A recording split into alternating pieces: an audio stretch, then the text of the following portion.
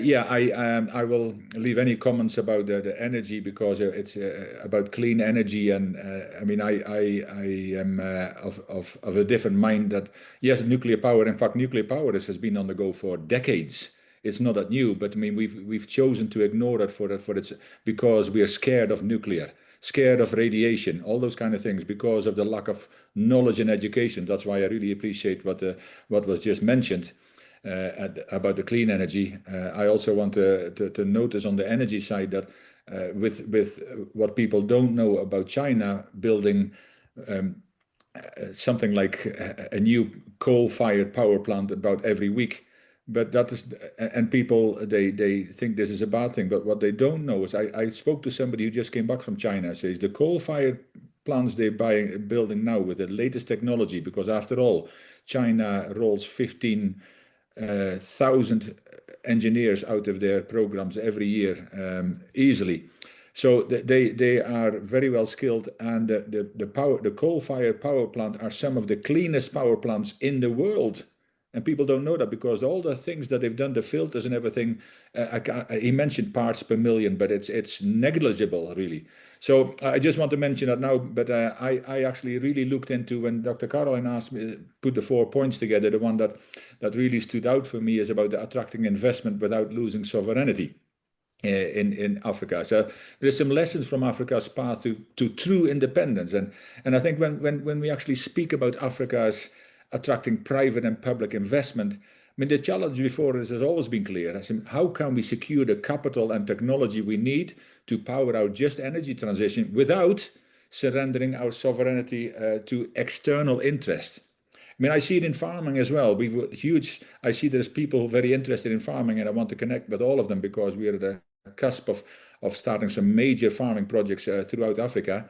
But the sovereignty, actually, what it means is to have full control over our resources, our policies, and ultimately our destiny. See, because for African nations, this is the very foundation of sustainable development. We can't have anything sustainable, as we found out, to our own detriment in the past because of how we have been controlled. See, we cannot afford to be beholden to foreign investors who impose conditions that prioritize profits over people or whose debts demand undermining our policy autonomy. Now, a striking example, and I mentioned it the last time I was on as well, a striking example stand out in our continent today is President Traore of Burkina Faso.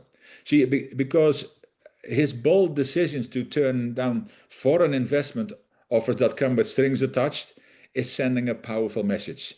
True independence is about freedom.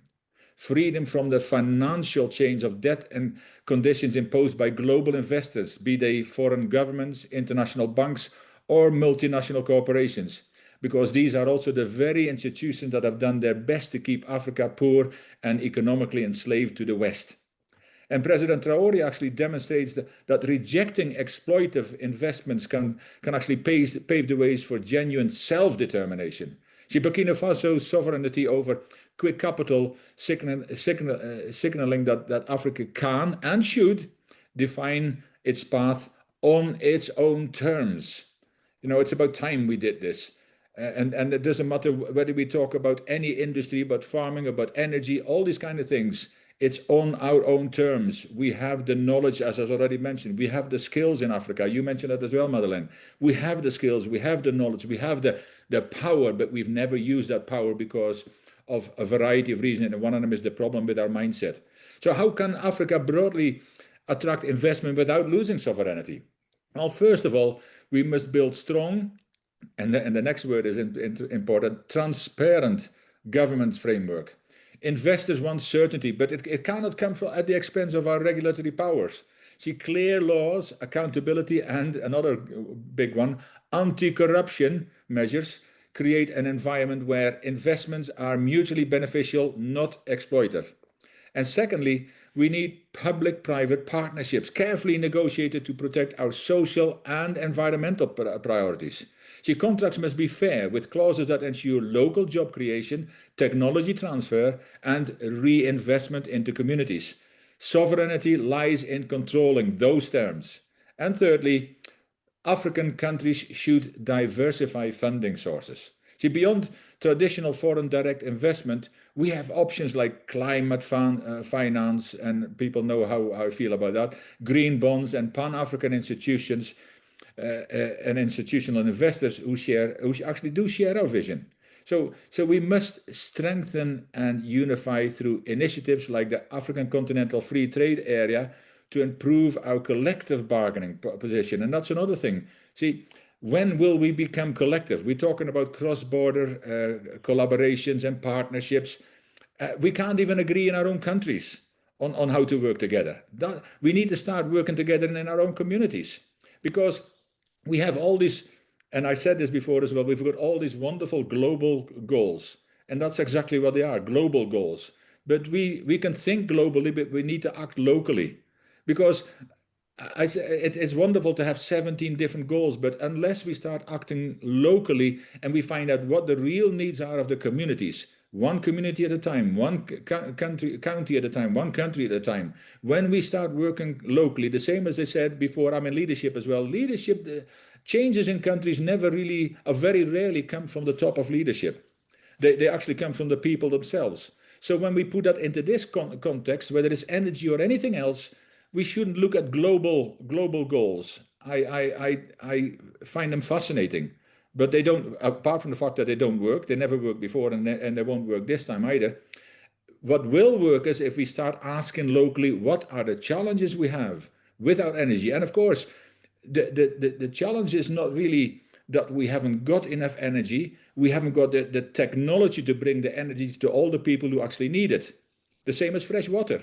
The same as some of the other things. So if we think locally and actually solve the local problems one community at a time, if they fit in with the global SDGs, fine. If not, who cares? But finally, so we must strengthen and unify through initiatives like that African trade agreements, that we need to go across countries, but we need to start at the local communities. And finally, investment in capacity building is critical. See, if we develop our own expertise and infrastructure, we're not just recipients of investment, we become equal partners and innovators, reducing reliance on external dictates. See, my wife also a Loani member, Dr.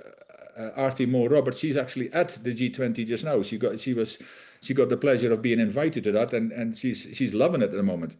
And that President Trump, another T, that he's not there, well, bully for him. He's only a bully anyway. And the fact that he's not there, he has got no say in it. So we can leave him where he is. But President Traore, his stance reminds us that sovereignty is a non-negotiable pillar of our just energy transition and of anything else that we do. It challenges to be bold, to invest in ourselves, and to attract capital investment that respects our autonomy and uplifts our people. Now, in this vision, Africa's energy future belongs to Africans, with investments that empower and not enslave. Thank you.